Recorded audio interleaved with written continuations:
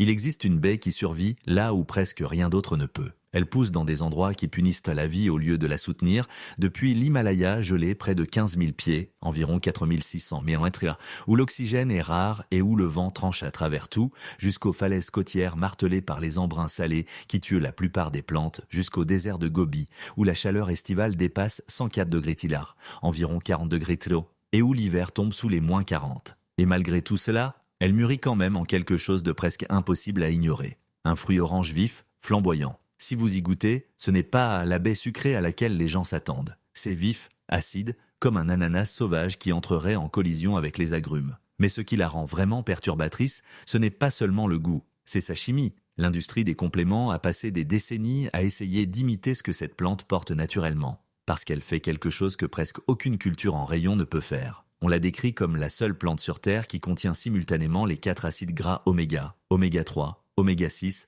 oméga 9 et oméga 7. Et l'oméga 7 est celui dont la plupart des gens ignorent même l'existence. Il est si rare dans le règne végétal que même les noix de macadamia sont souvent citées comme n'en contenant que des quantités limitées. L'argousier, C. buckthorn, est décrit comme atteignant des niveaux bien plus élevés, jusqu'à environ 40% dans son huile. Pendant que des entreprises vendent de l'huile de poisson issue d'opérations industrielles qui raclent les écosystèmes marins, cette plante pousse sur des montagnes et des côtes depuis des dizaines de millions d'années. Même son nom révèle ce que les gens ont d'abord remarqué. Son nom scientifique vient du grec ancien et se traduit par cheval brillant. Pas de la poésie, une observation. Les Grecs anciens ont rapporté que les chevaux qui se nourrissaient de ces baies développaient un pelage luisant et récupéraient plus vite de leurs blessures. Quand Linné a classé la plante en 1753, il a conservé ce nom grec, parce que le lien avec la santé animale était déjà établi à travers les cultures. Pendant 12 siècles, cette plante a été vénérée dans les traditions tibétaines, chinoises et mongoles. Et pourtant,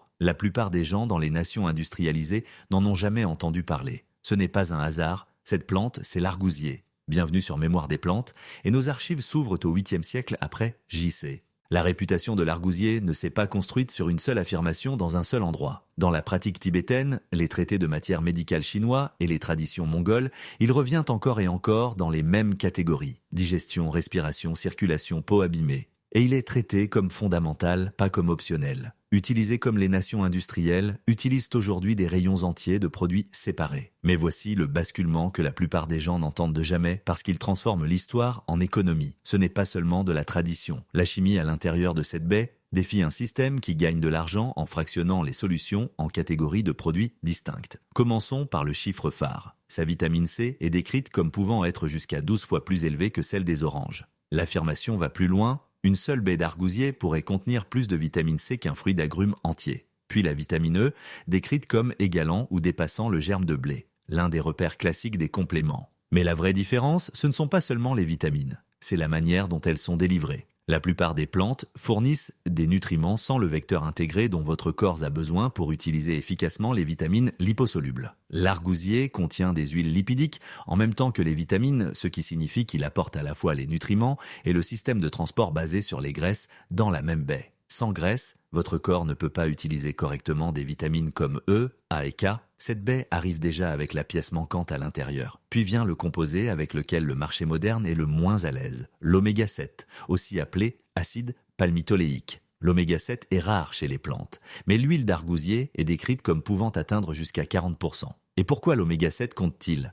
Parce qu'il est lié aux muqueuses, les revêtements internes de votre intestin, de vos yeux, de votre bouche et du système urogénital, des tissus constamment soumis à la sécheresse, à l'inflammation et aux dommages cellulaires. Un exemple souvent cité est une étude de 2014 dans Maturitas portant sur 116 femmes ménopausées souffrant d'atrophie vaginale. Le traitement conventionnel s'appuie souvent sur l'hormonothérapie. L'étude a utilisé de l'huile d'argousier sans œstrogène et a rapporté une amélioration significative de l'intégrité des tissus. Une approche non hormonale montrant un changement mesurable. En prenant du recul, l'implication devient évidente. Une seule espèce reliée à des besoins aujourd'hui comblés par des industries entières, crèmes hydratantes, gouttes pour les yeux, produits gut health, soutien cardiovasculaire et thérapies liées aux hormones, tout cela remontant vers une baie qui pousse à l'état sauvage. Maintenant, mettez ce profil face au monde réel et vous tombez sur la raison pour laquelle il reste invisible. Alors, est-ce pour cela que l'argousier n'est pas sur toutes les étagères ? Est-ce pour cela que la plupart des gens n'en ont jamais entendu parler ? Le récit dit oui. Et la raison est plus calculée qu'elle n'en a l'air. Il y a une explication très pratique pour laquelle l'agriculture industrielle n'a pas entièrement commercialisé l'argousier. Cette plante est construite comme une forteresse agricole. Elle est protégée par des épines denses, acérées, qui peuvent atteindre plusieurs pouces, plusieurs centimètres. Elle transperce des gants épais et transforme la récolte en combat lent et douloureux. Mais même cela n'est pas le vrai obstacle. Le vrai obstacle, c'est la manière dont le fruit est attaché. La plupart des fruits ont un point de rupture naturel, un endroit net où la tige se détache de la branche. Les baies d'argousier ne fonctionnent pas comme ça. Elles s'accrochent directement au bois, plaqué contre la branche, et la peau est extrêmement fine. Essayez de les cueillir à la main et elles éclatent entre vos doigts. Du jus partout, des fruits détruits, une récolte ruinée. Et les machines dont dépend l'agriculture industrielle ne résolvent pas le problème. Les récolteuses mécaniques conçues pour les pommes, les cerises ou d'autres fruits grand public écrasent simplement l'argousier en pulpe. Le transcript décrit la seule méthode commerciale qui fonctionne de manière fiable à grande échelle.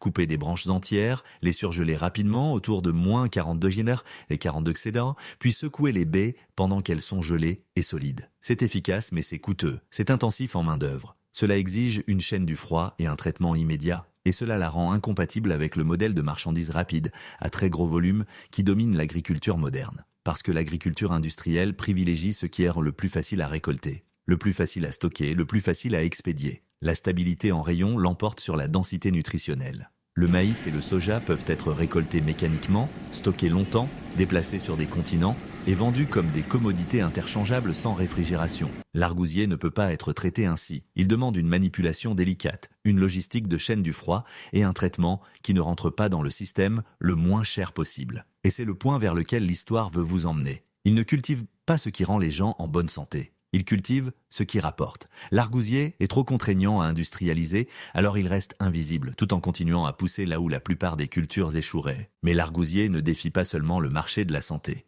Le récit va plus loin et affirme que cette plante est aussi une arme silencieuse contre l'effondrement écologique. Parce qu'elle ne fait pas que pousser dans de mauvaises conditions, elle les améliore. Ses racines forment une relation symbiotique avec des bactéries du genre Frankia, des organismes capables de capter l'azote directement de l'air et de le fixer dans le sol. Cela signifie que l'argousier peut pousser sans aucun apport d'engrais. Il se nourrit lui-même, et alors que de nombreuses cultures affaiblissent la terre au fil du temps, à moins d'être soutenues par des produits chimiques, cette plante est décrite comme faisant l'inverse. Son système racinaire s'étend agressivement, liant les sols meubles entre eux, il empêche l'érosion, il stabilise les pentes, il survit dans des sols si pauvres que d'autres plantes échouent, puis il rend lentement ces sols plus vivants. Et le transcript pointe un détail révélateur. Les gouvernements ont traité l'argousier comme un outil stratégique de restauration, pas comme une culture alimentaire grand public. À partir des années 1990, la Chine a lancé de vastes projets de restauration écologique et a planté de l'argousier sur des millions d'acres, des millions d'hectares à grande échelle,